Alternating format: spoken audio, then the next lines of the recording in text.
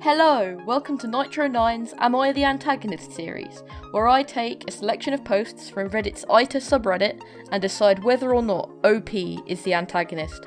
Before we start, just a couple of disclaimers. 1. I will not always read the stories word for word. No swearing, no graphic content, no excessive nastiness. Got to keep things safe for everyone. 2. My opinion means nothing. I'm just a nosy Parker who knows nothing about anything. 3. I am not a doctor, therapist, marriage/family counsellor, or involved in any of these situations. I'm just a big idiot. So without further ado, let's start the show.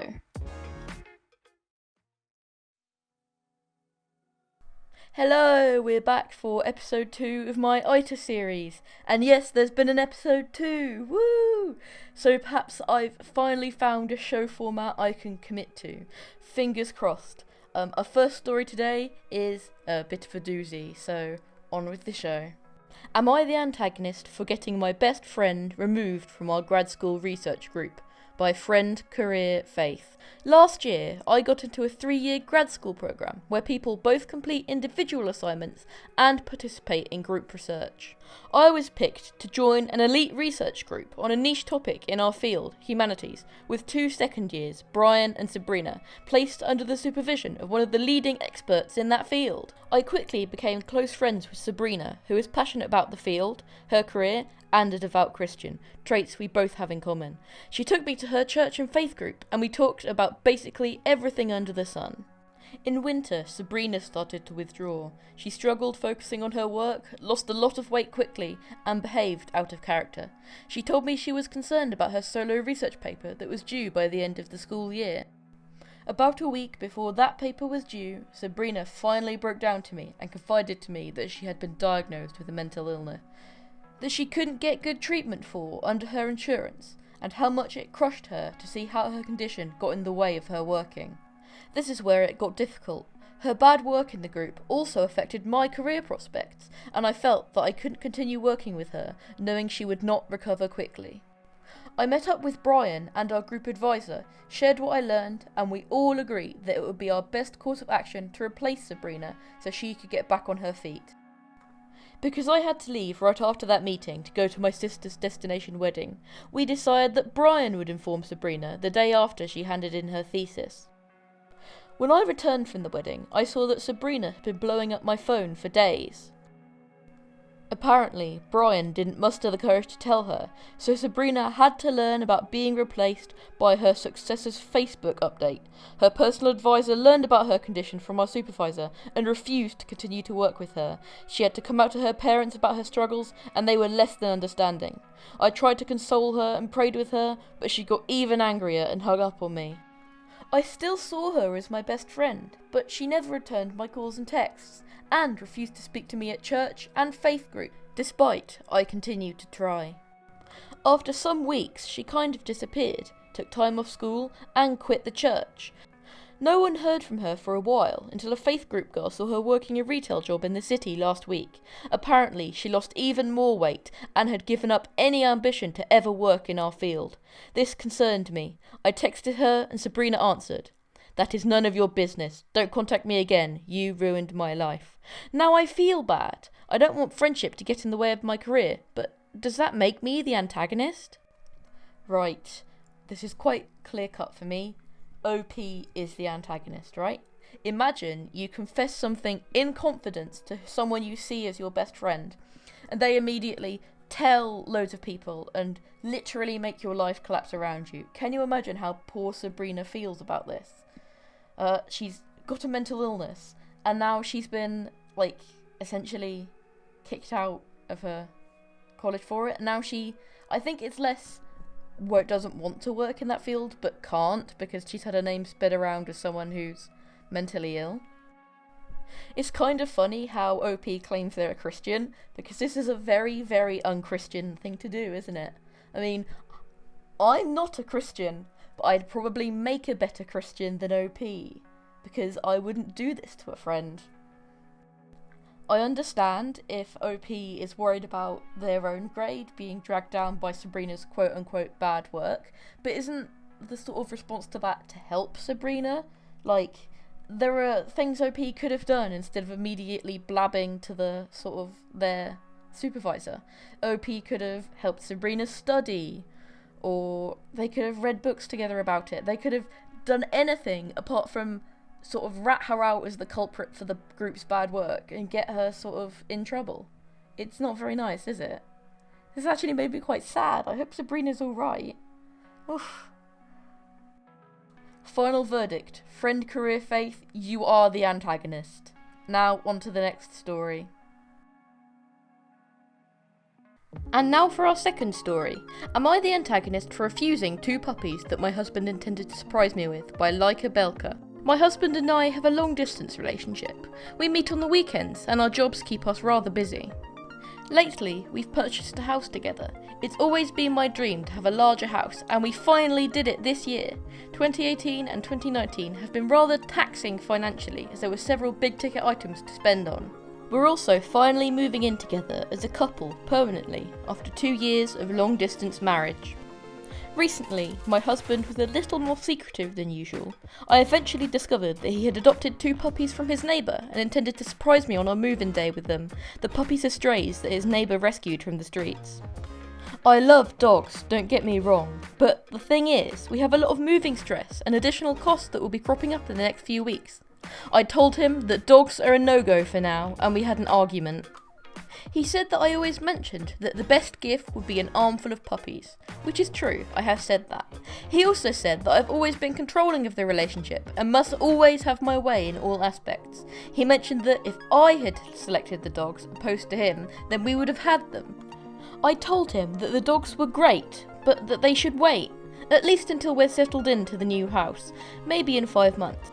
There's a cold war brewing between us, and we're both not speaking to each other. So, Reddit, am I the antagonist for this, or is he being unreasonable? Edit. Thank you for all your comments, everyone. For clarity, he is committed towards taking care of the dogs, and has told me that he will be 100% responsible. He's built 2 kennels, sourced out homemade puppy recipes and leashes, and made vet appointments. Financially, we're perfectly alright, and the extra commitment won't be a burden. The dogs will not impact us negatively, and there won't be any gaping hole left in our finances. Alright. I think the main issue here, personally, is the sort of troubling attitude there is towards the dogs. Dogs are living creatures who, shouldn't be handed around like Christmas presents. And I think you shouldn't get someone a quote-unquote surprise present that's a dog. Dogs should be, thought out.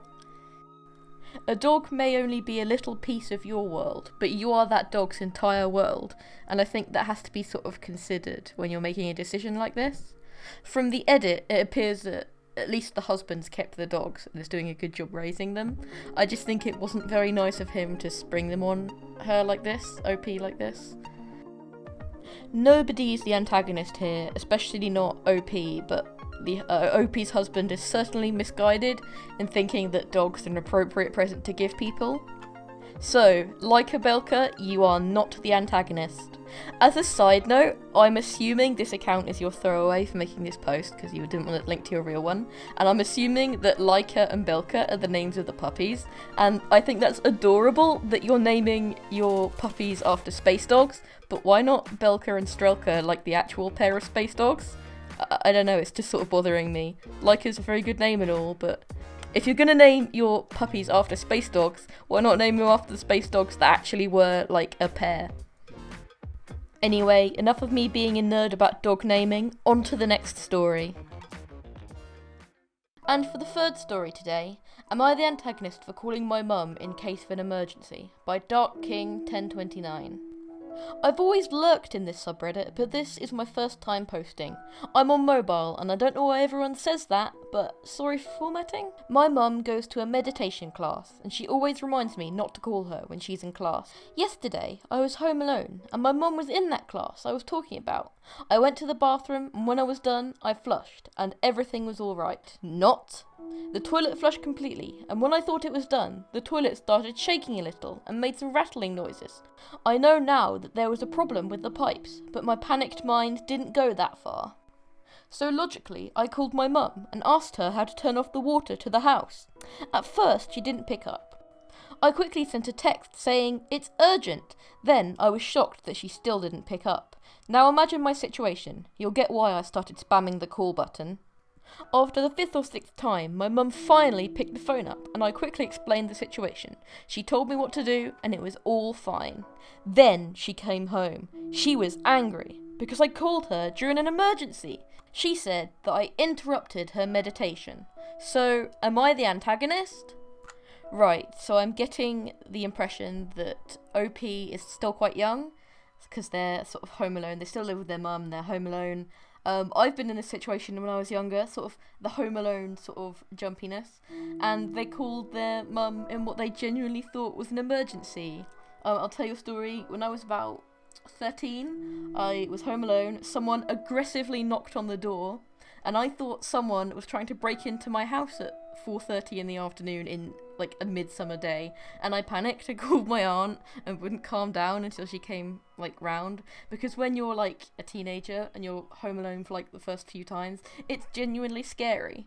And I think the mum was I understand that she was irritated that her class was interrupted, but that still isn't very nice to like yell at someone because like OP wasn't being malicious. They were just acting on what they thought was an emergency.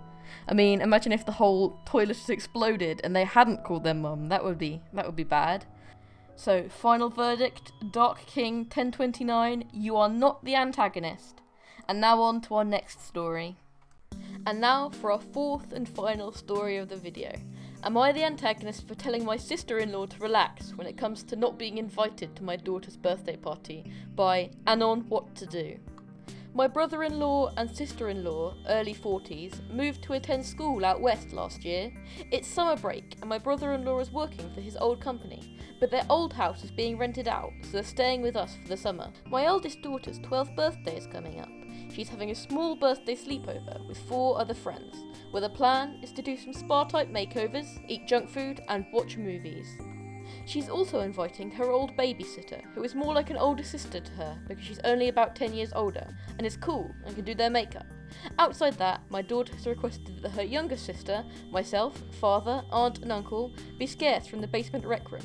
My brother-in-law and husband are taking my younger daughter out so she won't be in their hair. My sister-in-law is genuinely offended she isn't invited to the party. She's close with my daughters and feels like she could contribute to the party. I explained that it's just a teenage girl thing, that my daughter doesn't even want me there. But my sister-in-law is upset because the old babysitter will be stopping by. She feels like she should get to take part. I just said it's my daughter's party, she gets to decide. I added, I'm her mum, and I'm not offended that she only wants me coming down to provide food. The past couple of days have been tense. If my daughter brings up her party, not to her aunt, but just in general, my sister-in-law gets passive-aggressive about it. I told her, privately, to relax, that she's just a kid. It's nothing personal. That seemed to upset her, and my husband told me I shouldn't have done that. Was I the antagonist? Okay, well, I actually think it's sort of weird that a woman in her early 40s wants to go to a 12-year-old's birthday party. Like, little girls all sat in a circle talking about boys and pop music, whatever 12-year-old girls are into, and they're just sat with a woman with a mortgage is just sat there just sort of taking it all in. She shouldn't really feel entitled that she should be there. It's sort of wrong. If I was a 12-year-old girl and my aunt wanted to come to my private sleepover, I'd be mortified, and I think this 12-year-old girl would be too. I definitely think OP is not in the wrong for trying to explain this to the sister-in-law, because it's a children's party, no big deal. My final verdict, Anon What to Do, you are not the antagonist. And that brings episode 2 to a close. Episode 3 will hopefully be coming whenever I can be bothered. It's hot, and just being on the computer makes me want to die. See you next time. If you enjoyed this video, and I don't see why you would, here are another 2 that you may enjoy. If you like my content, subscribe or leave a like, as it really helps out the channel.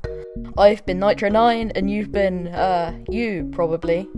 Again, thank you for sitting through that video. I hope I see you again soon. Bye!